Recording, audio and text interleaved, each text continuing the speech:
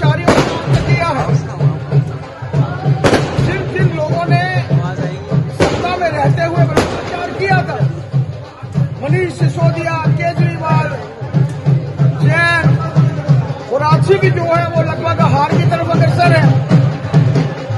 इन लोगों का हारना अपने आप में बताता है कि लोग नहीं चाहते कि भ्रष्टाचारी आगे हैं।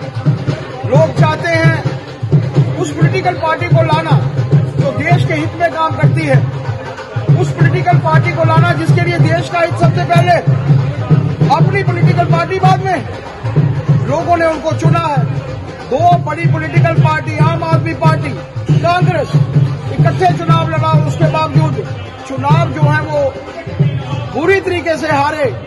कांग्रेस अपने आप को देश की बड़ी पार्टियों में समझने वाली पॉलिटिकल पार्टी आज हाशिए पर, जीरो पर पहुंच चुकी है।